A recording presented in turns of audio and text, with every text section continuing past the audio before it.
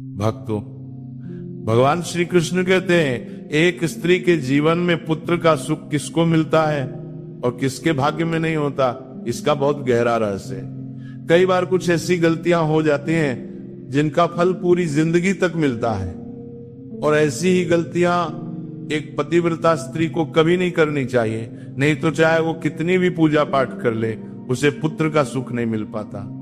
अब श्री कृष्ण एक ऐसी सच्ची घटना बताते हैं जिसे सुनने के बाद आज भी अनगिनत स्त्रियों को संतान का आशीर्वाद मिला है। इसलिए इस कथा को मन लगाकर अंत तक सुनना बहुत जरूरी है। भगवान श्री कृष्ण कहते हैं, एक समय की बात है, माता लक्ष्मी पृथ्वी लोक पर भ्रमण कर रही थी। उन्होंने देखा कि बहुत सी स्त्रियां दुखी हैं। कोई कह रही थी कि उसे संतान नहीं हो रही है, कोई कह रही थी कि उसे पुत्र नहीं मिल रहा है। यह देखकर माता लक्ष्मी का मन बेचैन हो गया। वे तुरंत श्री विष्णु के पास गईं और बोली, प्रभु, आज मैंने पृथ्वी पर बहुत दुख देखा। कोई स्त्री निसंतान है, कोई पुत्र के लिए तरस रही है। आखिर ऐसा क्यों होता है? किस स्त्री के भाग्य में पुत्र नहीं होता? और कौन सा ऐसा उपाय है जिसे करने पर पुत्र जरूर मिलता है? भगवान विष्णु माता लक्ष्मी की बात सुनकर मुस्कुराए और बोले, हे देवी, तुम्हारे सभी प्रश्नों का उत्तर एक ही कथा में छुपा है। यह कथा इतनी प्रभावशाली है कि इसे सुनने भर से भी सौभाग्य जाग उठता है, इसीलिए इसे ध्यान से सुनना। यह कथा केवल एक कहानी नहीं बल्कि पूरे पृथ्वी लोक के लिए एक वरदान के समान है। माता लक्ष्मी उत्साहित होकर बोली, प्रभु, मैं पूरी श्रद्धा के साथ सुनने को तैयार हूं। कृपया तुरंत कथा आरंभ कीजिए। चाहे कुछ भी हो जाए, मैं इसे पूरा सुनकर ही उठूंगी। भगवान विष्णु ने कथा प्रारंभ की। एक गांव में एक बहुत बड़ा सेठ रहता था। सेठ अपनी पत्नी से इतना प्रेम करता था कि उसके बिना एक पल भी नहीं रह पाता था। सेठ के दो बेटे थे। बड़ा बेटा सच में बहुत अच्छा, शांत और ईमानदार था। उसकी पत्नी भी बेहद संस्कारी, मेहनती और सेवा भाव वाली थी। वह घर का सारा काम अकेले करती, खाना बनाना, कपड़े धोना, घर संभालना, सब कुछ। फिर भी सेठ की पत्नी यानी सास बड़ी बहू को हमेशा अपमानित करती रहती थी। दूसरी ओर सेठ का छोटा बेटा और उसकी माँ दोनों बेहद कठोर और दुष्ट स्वभाव के थे। छोटे बेटे की आदतें बहुत खराब थी। वह गांव वालों को परेशान करता, लड़कियों का पीछा करता, मारपीट करता, गलत कामों में लगा रहता। गांव का हर व्यक्ति उससे डरता था। कुछ समय बाद बड़ी बहू गर्भवती हो गई। यह सुनकर सेठ की पत्नी खुशी से झूम उठी। पूरे गांव में ढोल नगाड़े बजाकर बताने लगी कि मेरे घर पोता आने वाला है। वह बहू को काम नहीं करने देती और खुद ही सब काम करने लगती, क्योंकि अब बहू पेट से थी। फिर एक दिन बड़ी बहू ने जुड़वा बेटों को जन्म दिया। दो दो पुत्र देखकर तो सेठ की पत्नी खुशी से पागल हो गई। अब वो बहू को घर की मालकिन की तरह मानने लगी। तिजोरी की चाबी, घर की जिम्मेदारी, सब कुछ अपनी बहू को सौंप दिया। इसी बीच एक और कहानी चल रही थी। सेठ का छोटा बेटा एक बेहद सुंदर लड़की से प्रेम करता था। उसकी सुंदरता की चर्चा पूरे गांव में थी। हर युवक चाहता था कि वह लड़की उसकी पत्नी बने, लेकिन वह लड़की किसी और लड़के से शादी करने वाली थी। ये बात सुनकर छोटा बेटा आग बबूला हो गया और शादी वाले ही दिन उसने उस लड़की को जबरदस्ती उठा लिया और भागकर मंदिर में उससे शादी कर ली। अब भगवान विष्णु माता लक्ष्मी को बताते हैं, हे देवी, इस छोटी बहू की कहानी में ही तुम्हारे सारे प्रश्नों का उत्तर छुपा है। अभी आगे जो होगा वही बताएगा कि कौन सी स्त्री के भाग्य में पुत्र का सुख नहीं होता और क्यों नहीं होता। भगवान विष्णु आगे बोले, सेठ के छोटे बेटे की पत्नी का नाम था राधिका। बेचारी राधिका सुबह से शाम तक अकेले पूरे घर का काम करती थी, जबकि बड़ी बहू अब घर की रानी जैसा जीवन जी रही थी। भक्तों, राधिका सुबह से शाम तक घर का हर छोटा बड़ा काम करती थी, पर फिर भी उसकी सास और बड़ी बहू उसे कभी अच्छा नहीं समझती थी। चाहे राधिका कितना भी मेहनत कर ले, कितनी भी सेवा कर ले, दोनों उसे हर वक्त डांटना ताना मारना और परेशान करना ही अपना काम समझती थी। घर में रहने वाली सेठ की पत्नी के दिल में राधिका के लिए जरा भी दया, प्रेम या इंसानियत नहीं थी। ये बात आगे चलकर राधिका के लिए बहुत खतरनाक साबित होने वाली थी। न्यूज़ 18। एक दिन राधिका घर में झाड़ू लगा रही थी। वह अपने काम में इतनी खोई हुई थी कि उसे अंदाजा भी नहीं था कि उसकी सास आज उसके साथ क्या करने वाली है। सास गुस्से से बोली, इतनी देर हो गई और अभी तक तू झाड़ू ही लगा रही है। मैं मंदिर जा रही हूँ, जब तक लौटूंगी तब तक खाना तैयार होना चाहिए, आते ही खाना खाऊंगी। राधिका चुपचाप सिर झुकाकर अपना काम करने लगी। घर की सफाई खत्म करते ही वह रसोई में खाना बनाने लगी और मन में सोचने लगी, मैं कितना काम करती हूँ, फिर भी मेरी सास मुझे कभी प्यार से बात तक नहीं करती। बड़ी बहू से इतना प्यार और मुझसे इतना नफरत क्यों? तभी अचानक दरवाजे पर किसी ने दस्तक दी। राधिका ने सोचा, अरे खाना तो अभी तैयार भी नहीं हुआ, लगता है सासू माँ आज मंदिर से जल्दी ही आ गई हैं, अब तो मुझे बहुत डांट पड़ेगी। डरते हुए जैसे ही राधिका ने दरवाजा खोला, उसने देखा कि एक साधु महाराज खड़े हैं। साधु बोले, बेटी मुझे थोड़ा भोजन दे दो, सुबह से भूखा हूं। राधिका घबरा गई।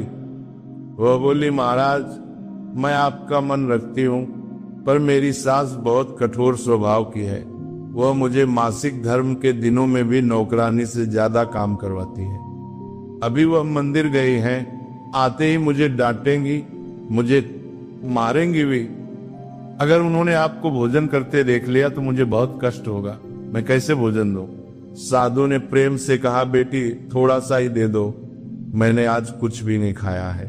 साधु की ये बात सुनकर राधिका का दिल पसीज गया। उसने डरते डरते साधु को अंदर बुलाया और बोली, महाराज आइए, मैं आपको अपने हिस्से का भोजन दे देती हूँ। लेकिन उसके हाथ कांप रहे थे। बार बार उसका मन कह रहा था, अगर सासू माँ अभी आ गई तो मेरा क्या होगा? साधु जैसे ही अंदर आए, उनका सामना बड़ी बहू से हुआ। बड़ी बहू उस समय दोबारा गर्भवती थी। साधु ने एक नजर उसे देखा और मुस्कुराकर बोले, बेटी तुम्हारे घर में सौभाग्य आने वाला है। तुम्हें इस बार एक सुंदर सी पुत्री की प्राप्ति होगी। वह तुम्हारे घर को खुशियों से भर देगी। उसके चरण पड़ते ही तुम्हारे घर के दिन बदल जाएंगे, तुम लोग रंग से राजा बन जाओगे। बड़ी बहू यह सुनकर खुश तो हुई, पर साथ ही बहुत घबरा गई। उसे पता था कि सासू माँ को अगर ये पता चल गया कि इस बार भी लड़की होने वाली है तो वो बहुत क्रोधित होंगी।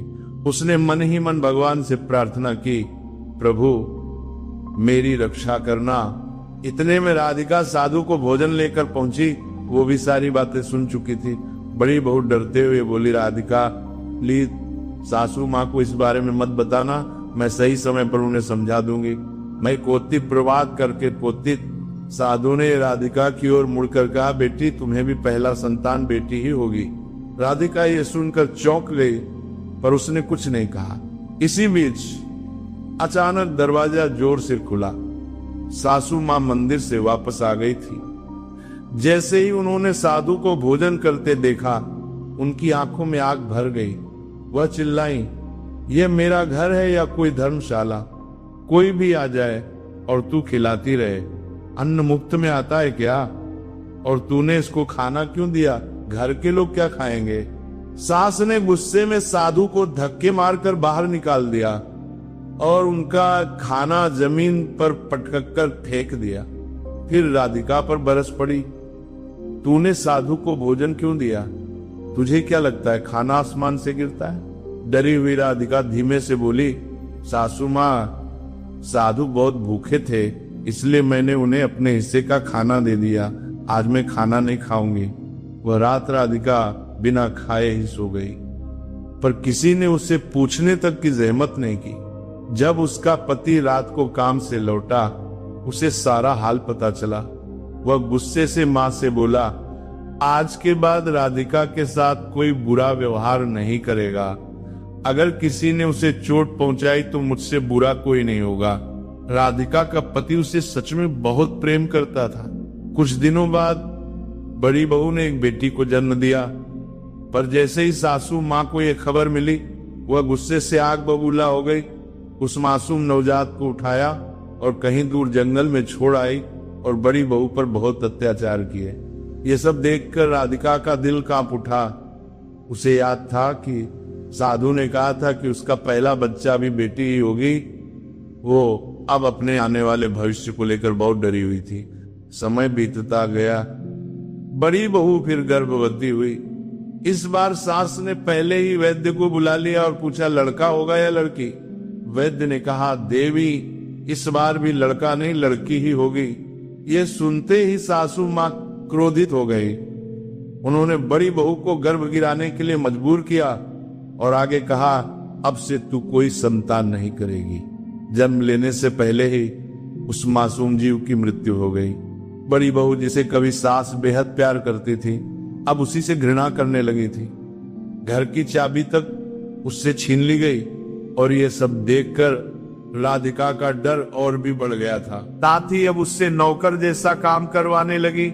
अब आगे भगवान विष्णु कहते हैं, कुछ दिनों के बाद राधिका को एक पुत्री होती है और सेठ की पत्नी फिर से निराश हो जाती है और इस लड़की को भी जंगल में छोड़ने का सोचती है। राधिका को पता होता है कि सासू माँ मेरी पुत्री को नहीं छोड़ेगी, वो पक्का इसे भी मरवा देगी। इसीलिए राधिका चुपके से घर के पीछे वाले दरवाजे से भाग जाती है और अपने बच्चों को एक अनाथालय में रखाती है। अब जब अगला संतान होने वाला होता है तो राधिका क्या करती है कि वह एक वैद्य के पास जाती है। तब उससे राधिका को पता चलता है कि इस बार भी राधिका को पुत्री ही होने वाली है। अभी राधिका का सिर्फ तीसरा महीना ही चल रहा होता है, यानी कि अभी पुत्री सिर्फ 3 महीने की राधिका के पेट में ही होती है। जब राधिका वैद्य के पास से वापस घर आती है और दीदी से कहती है, इस बार भी मुझे एक पुत्री ही होने वाली है, ना जाने भगवान क्या लीला कर रहे हैं। भगवान से विनती करते हुए राधिका बोलती है, कम से कम इस बार तो पुत्र दे देते, अब पता नहीं मेरे इस संतान के साथ क्या होगा। भगवान कृपया हमारी रक्षा करना। जब राधिका दीदी से बात कर रही होती है तो वह सारी बात उसकी सासू माँ सुन लेती है और ये सुनकर उसकी सास क्रोध में आकर, गुस्से में आकर राधिका को धक्के मारकर घर से बाहर निकाल देती है और बोलती है, चले जाओ यहाँ से, अब तुझे इस घर में रहने की कोई जरूरत नहीं है और अब कभी भी मेरे घर में वापस मत आना। मैं अपने बेटे के लिए कोई दूसरी लड़की देख लूंगी। फिर राधिका दरवाजे पर बैठकर रोती रही, किंतु उसके सास ने दरवाजा नहीं खोला और फिर राधिका ने सोचा, अब मुझे यहाँ से अपने मायके ही जाना पड़ेगा।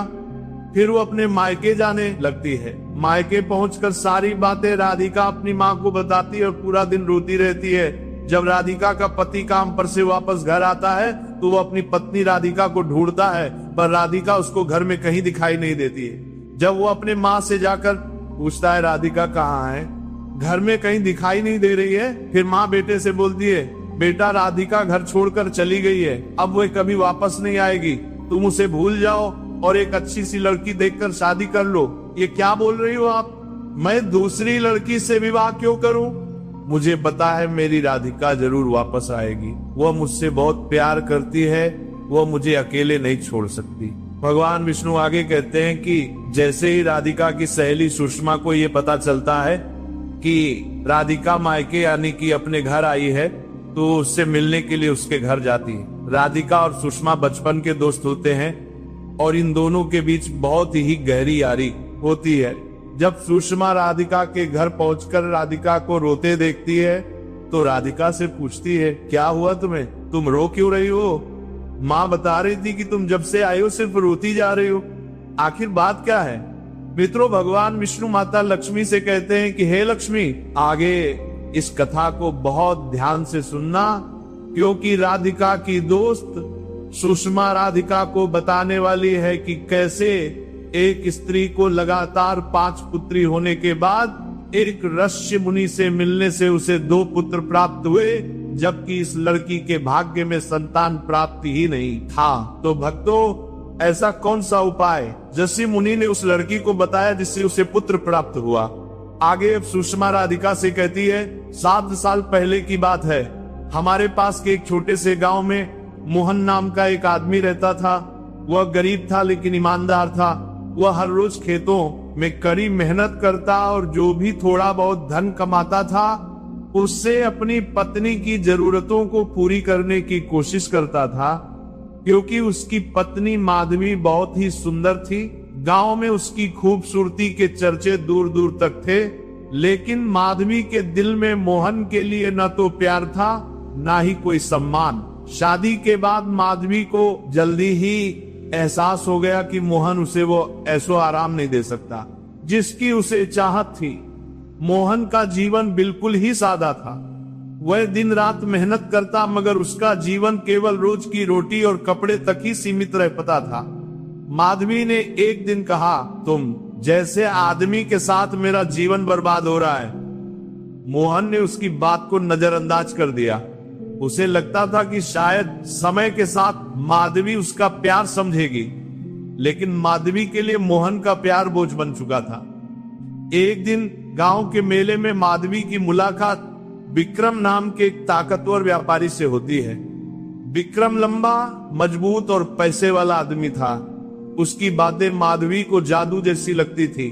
उसने कभी ऐसा आत्मविश्वास किसी में नहीं देखी थी। विक्रम ने माधवी की तारीफ करते हुए कहा, तुम जैसी सुंदरता का इस गांव में क्या काम, तुम्हें तो रानियों जैसी जिंदगी मिलनी चाहिए। माधवी के भीतर छिपी इच्छाएं जाग उठी। वह विक्रम के करीब होने लगी। कुछ ही दिनों में दोनों के बीच रिश्ता गहरा हो गया। माधवी अब हर रोज किसी बहाने से विक्रम से मिलने जाती, जिससे मोहन को माधवी की इन हरकतों पर शक होने लगा, लेकिन उसने कुछ नहीं कहा। वह सोचता था कि शायद उसका प्यार माधवी को सही रास्ते पर वापस ला देगा। विक्रम के बाद माधवी की नजर गांव के योद्धा अर्जुन पर पड़ी। अर्जुन शक्तिशाली और आकर्षक था। उसकी तलवारबाजी की कला पूरे गांव में प्रसिद्ध थी। माधवी अर्जुन की तरफ खिंची चली गई। वो अब हर दिन अर्जुन को देखती और उससे मिलने के बहाने ढूंढती। एक दिन माधवी ने अर्जुन से कहा, तुम्हारी ताकत मुझे मोहित करती है। अर्जुन, जो कि पहले से ही माधवी की सुंदरता का दीवाना था, उसके जाल में फंस गया। दोनों के बीच एक नया रिश्ता शुरू हो गया। माधवी अब विक्रम और अर्जुन दोनों के साथ समय बिताने लगी। उसे यह खेल मजेदार लगता था। उसकी इच्छाएं असीम थी। माधवी के इस व्यवहार ने मोहन की जिंदगी को नरक बना दिया था। वो उसे हर दिन ताने मारती। वो कहती, तुम्हारा औकात क्या है? तुम्हारे जैसे गरीब आदमी के साथ मैं क्यों रहूं? मोहन ने कई बार समझाने की कोशिश की, लेकिन माधवी के लिए उसका कोई मोल नहीं था। गांव के लोग भी मोहन का मजाक उड़ाने लगे।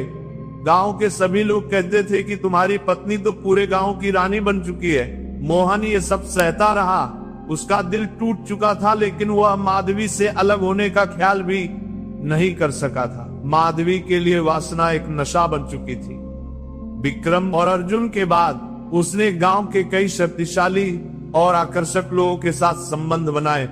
माधवी के दिन अब अलग अलग पुरुषों के साथ गुजरते। वह हर आदमी से कुछ न कुछ पाना चाहती थी, किसी से सुख, किसी से पैसा।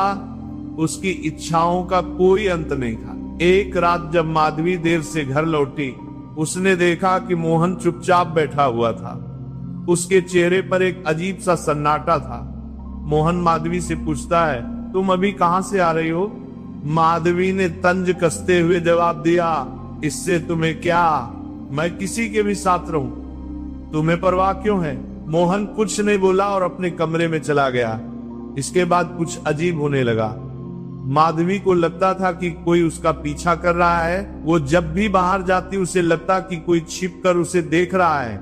उसने इस बारे में विक्रम और अर्जुन से बात की, लेकिन उन्होंने इसे मजाक समझा। एक दिन माधवी अचानक गायब हो गई। गांव में उसकी चर्चा होने लगी। कुछ लोगों ने कहा कि वो अपने किसी प्रेमी के साथ भाग गई, तो कुछ ने कहा उसने मोहन के साथ ठीक नहीं किया। मोहन ने गांव वालों से कहा, मैंने उसे इतना प्यार दिया, कभी कुछ नहीं बोला, लेकिन वो मुझे छोड़कर कहां चली गई।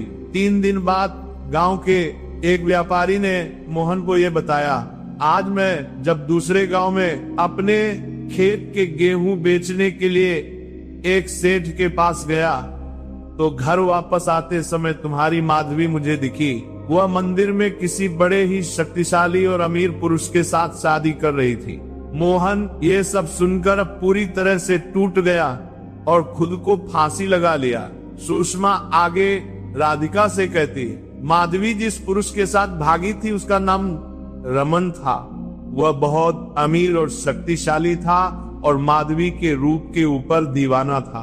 माधवी को रमन बहुत पसंद करता था और जब रमन ने अपने रिश्ते की बात माधवी के सामने रखा तो माधवी उससे इनकार नहीं कर पाई, क्योंकि माधवी को जीवन में जो कुछ भी चाहिए था वह सब कुछ रमन के पास था। माधवी ने रमन के साथ शादी तो कर ली थी, लेकिन उसे शादी के 12 साल तक एक भी संतान नहीं हुआ। रमन बहुत परेशान था कि ऐसे में उसका पूरा व्यापार आगे कौन संभालेगा, कौन उसके पूरे संपत्ति का वारिस होगा।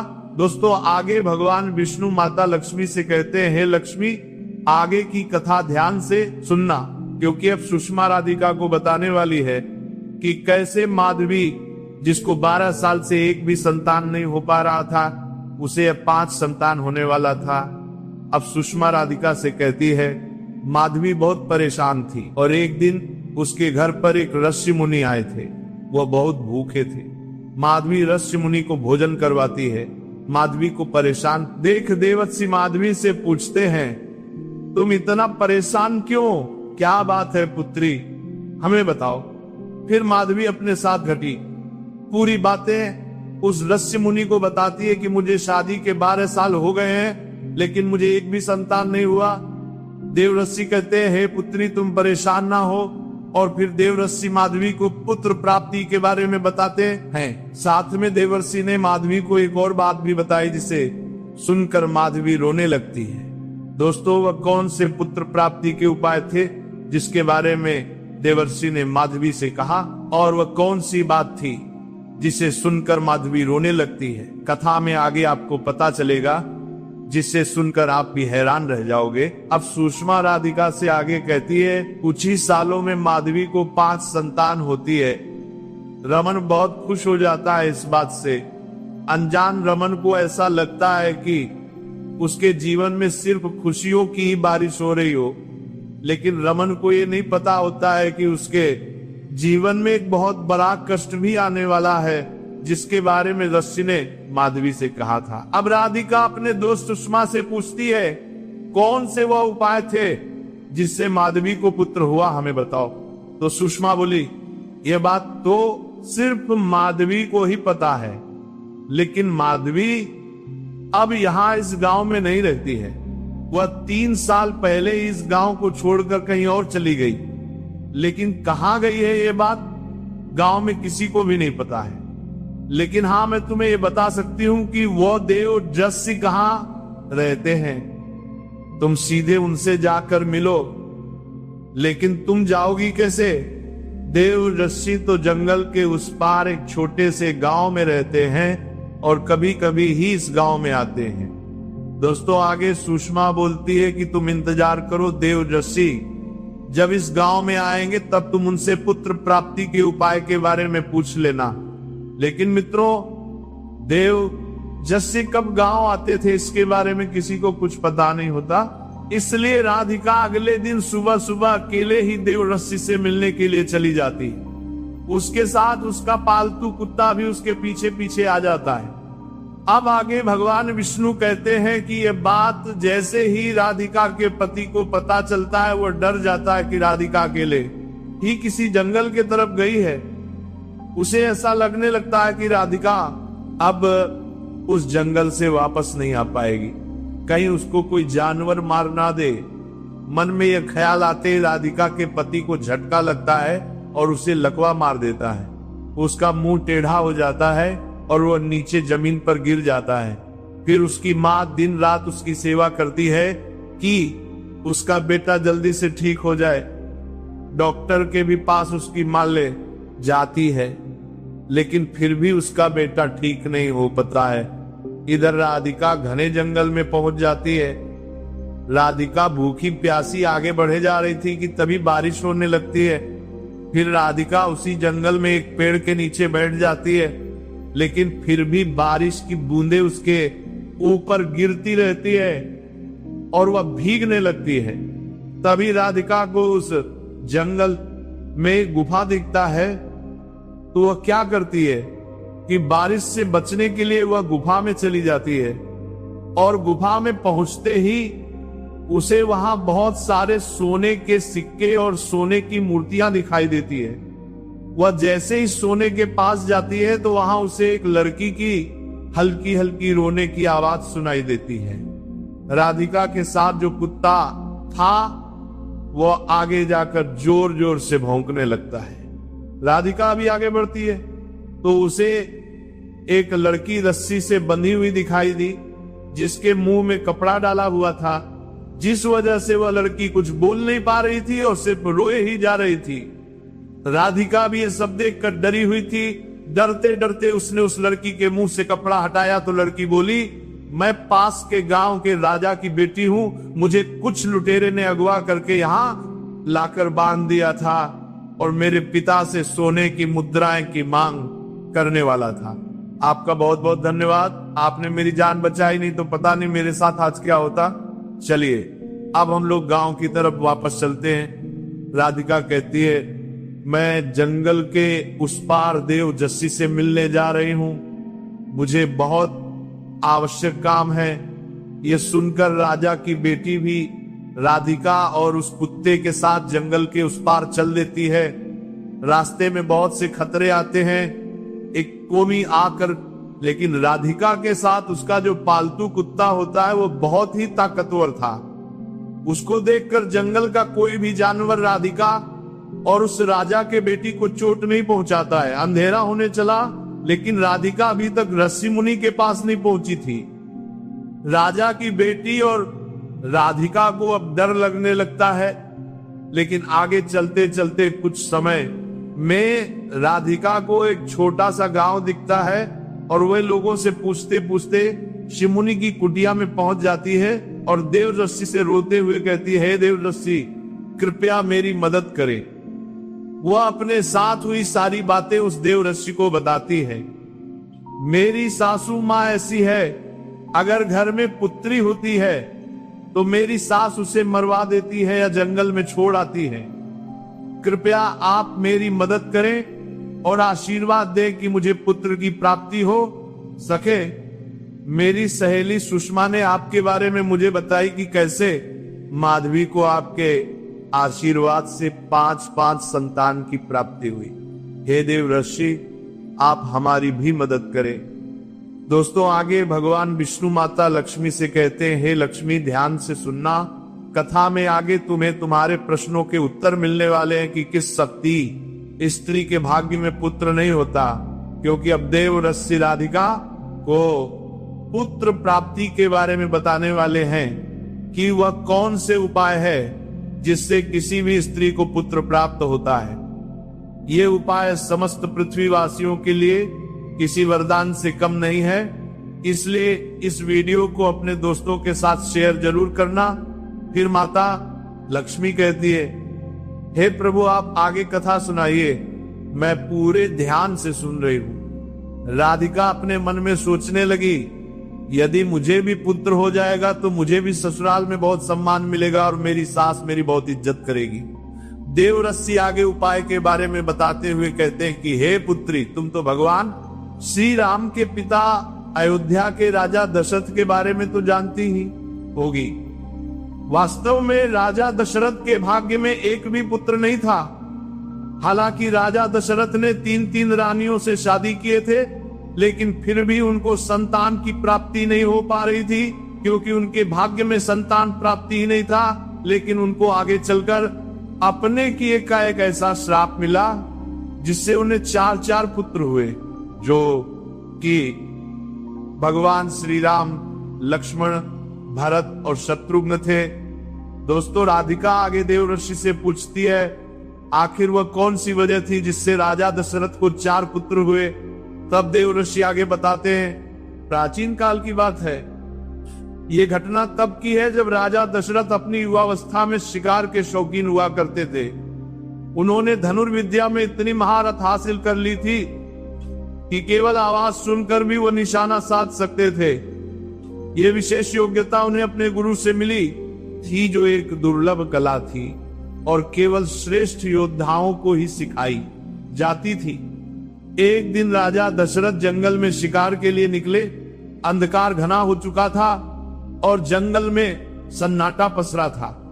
अचानक उन्होंने पानी में हलचल की आवाज सुनी, जैसे कोई जानवर पानी पी रहा हो, बिना ये जाने कि वहां कौन है। दशरथ ने अपनी धनुर्विद्या के बल पर निशाना साधा और तीर छोड़ दिया, और अगले ही पल उन्होंने एक मनुष्य की चीख सुनी। हैरान और भयभीत राजा दशरथ आवाज की दिशा में दौड़े और वहां पहुंचकर देखा कि एक युवा बालक तीर लगने से घायल पड़ा है। वह बालक श्रवण कुमार था, जो अपने अंधे माता पिता के लिए नदी से पानी भरने आया था। श्रवण कुमार दर्द में कराह रहा था। दशरथ ने उसके पास जाकर उससे माफी मांगी और उसे सहायता देने की कोशिश की, लेकिन श्रवण ने अपने जीवन के अंतिम क्षणों में राजा दशरथ से यह विनती की कि वे उसके माता पिता तक यह दुखद समाचार पहुंचा दें। श्रवण कुमार ने अपनी अंतिम सांस लेते हुए कहा, मेरे माता पिता अंधे हैं, वे मेरी प्रतीक्षा कर रहे हैं। कृपया उन्हें यह बताने का कष्ट करें कि उनका पुत्र अब लौटकर नहीं आ सकेगा।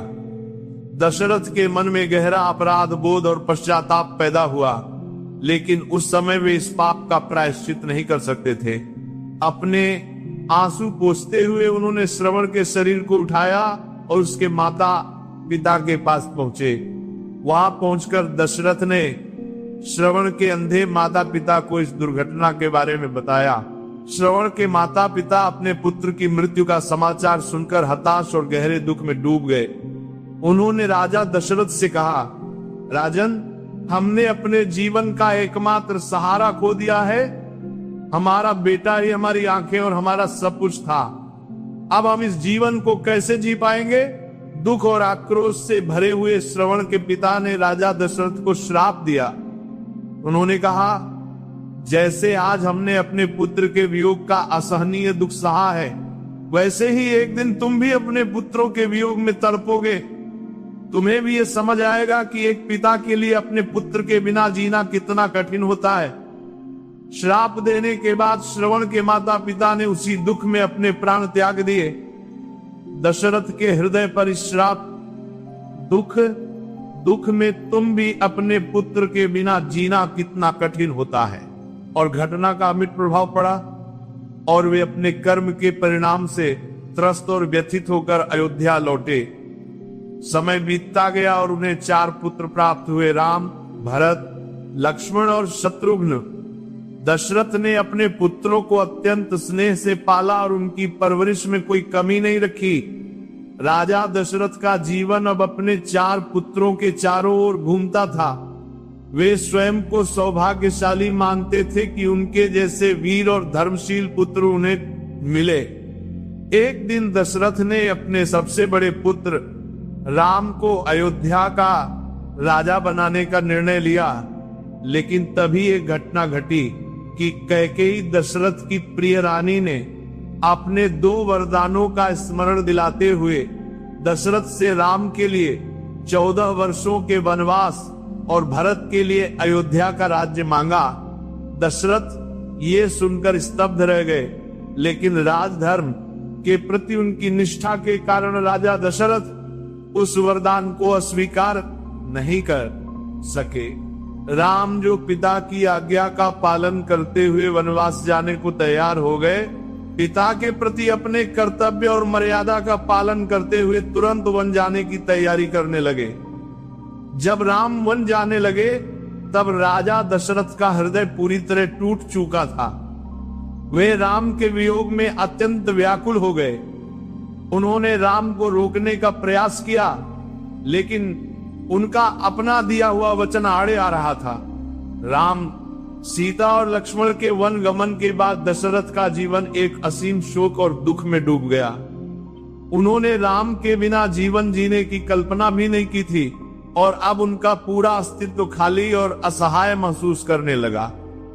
देवऋषि आगे कहते हैं, लामकिन दशरथ के मन में उस श्राप की याद ताजा हो उठी जो उन्होंने श्रवण कुमार के माता पिता से प्राप्त किया था। वे समझ गए कि ये उनके पुराने कर्मों का ही परिणाम है। जिस प्रकार उन्होंने अनजाने में श्रवण कुमार की मृत्यु का कारण बनकर उसके माता पिता को पुत्र वियोग का दुख दिया था, उसी प्रकार अब वे भी अपने पुत्र राम के वियोग में तड़प रहे थे। राम के वनवास जाने के बाद दशरथ का स्वास्थ्य तेजी से गिरने लगा। उन्हें रातों को नींद नहीं आती थी और दिन भर वे राम की याद में आंसू बहाते रहते थे। अंततः इस असहनीय दुख के कारण उन्होंने अपने प्राण त्याग दिए। उनके पुत्रों का वियोग और अपने किए हुए कर्मों का पश्चाताप उनके अंत का कारण बना। इस प्रकार देवरसी राधिका से कहते हैं, इससे हमें यह पता चलता है कि हमारे कर्मों का फल हमें किसी न किसी रूप में अवश्य ही भुगतना पड़ता है। चाहे वह अनजाने में किया गया पाप ही क्यों ना हो, वह कभी ना कभी हमारे जीवन में वापस आता है। ये एक उदाहरण है कि हमें अपने कर्मों के प्रति सचेत रहना चाहिए, क्योंकि हम जो भी करते हैं उसका परिणाम हमारे जीवन पर किसी न किसी प्रकार से अवश्य पड़ता है। देवरस्य रमण की पत्नी माधवी के बारे में बताते हुए राधिका से कहते हैं, माधवी के कर्म बहुत ही गंदे थे, जिसमें रमण का भी साथ था। इन दोनों के वजह से ही माधवी के पहले पति ने खुद को फांसी लगा लिया था। अगर रमण माधवी को अपने साथ नहीं ले जाता तो माधवी का पहला पति मोहन आज भी जिंदा होता। माधवी के गलत कर्म की वजह से मोहन को कितना दुख सहना पड़ा, बिल्कुल वैसा ही दुख का सामना माधवी को भी करना पड़ रहा है। देवरसी राधिका को आगे बताते हैं, उन लोगों को संतान की प्राप्ति तो हुई, लेकिन उन लोगों को अपने आंखों के सामने अपने संतान को मारते हुए भी देखना पड़ा, और ये सब होते हुए रमण नहीं देख पा रहा था और उसकी भी जान चली गई। उन लोगों को अपने किए हुए कर्म का सजा मिला। अभी उसके 5 में से सिर्फ 2 संतान ही बचे हैं। जिस तरह राजा दशरथ ने अनजाने में श्रवण कुमार के माता पिता से उनका सहारा छीन लिया था, ठीक उसी तरह अब वो खुद अपने ही बेटे राम के वियोग में तड़प रहे थे। राम के वनवास जाने के बाद उनका मन बिल्कुल टूट गया। न उन्हें रात को नींद आती थी, न दिन में चैन मिलता था। वे बस राम की याद में डूबे रहते और चुपचाप आंसू बहाते रहते।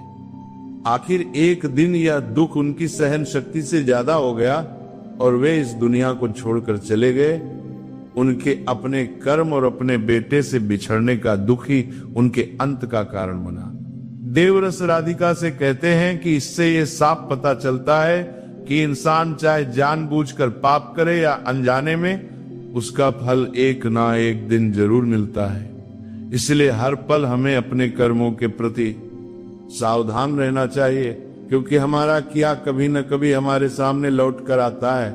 अब देवरस राधिका को माधवी और रमण के बारे में बताते हैं। माधवी के कर्म बहुत गलत थे और रमण भी उसके साथ खड़ा रहा, इसलिए दोनों इस पाप में बराबर के हिस्सेदार बने। माधवी के गलत रास्ते पर जाने की वजह से उसके पहले पति मोहन ने दुख से तंग आकर अपनी जान दे दी। अगर रमण माधवी को अपने साथ न ले जाता तो शायद मोहन आज भी जिंदा होता। जिस तरह मोहन ने दुख झेला था, अब वही दुख माधवी और रमण के सामने खड़ा था। उन लोगों को संतान तो हुई, लेकिन दुख की बात यह है कि उन्हें अपने ही बच्चों की मौत अपनी आंखों के सामने देखनी पड़ी। इतना दर्द रमण सह नहीं पाया और वह भी दुनिया छोड़कर चला गया। माधवी के 5 बच्चों में से अब सिर्फ 2 ही बचे थे।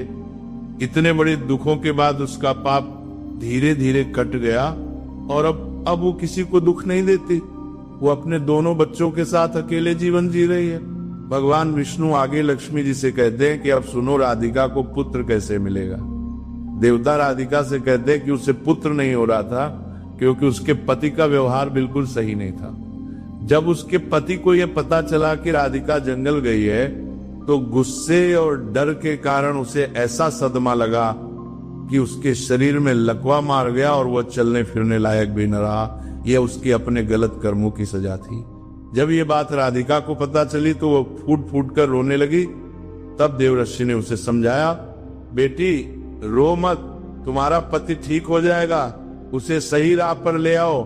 जब वो किसी को दुख देना बंद कर देगा तब वो ठीक हो जाएगा और तुम्हें पुत्र लाभ भी होगा।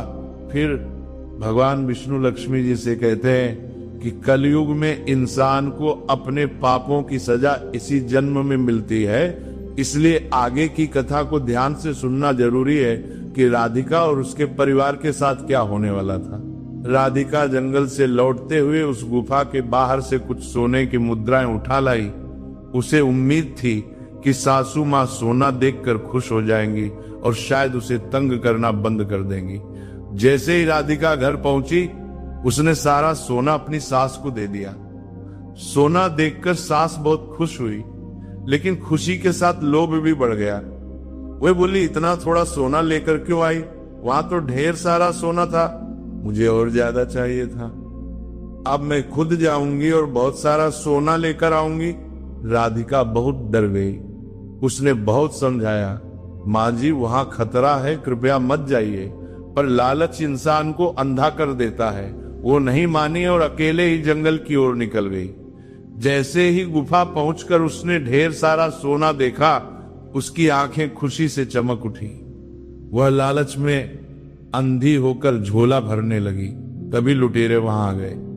उन्होंने सोना चुराते हुए उसे पकड़ लिया और उसकी हत्या कर दी। उसकी लाश जंगल के पास एक गांव में छोड़ दी। जब ये खबर घर पहुंची तो सब लोग टूट गए। राधिका ने रोते हुए सबको बताया कि उसने सास को रोका था, पर लालच ने उन्हें बर्बाद कर दिया।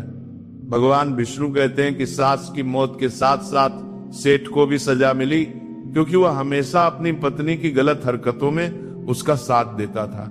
गलत करने वाले से ज्यादा पापी वो होता है जो गलत काम में साथ देता है।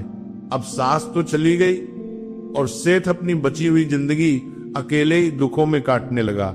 राधिका का पति धीरे धीरे ठीक हो गया। उसका लकवा पूरी तरह से चला गया। कुछ समय बाद राधिका को पुत्र प्राप्ति हुई।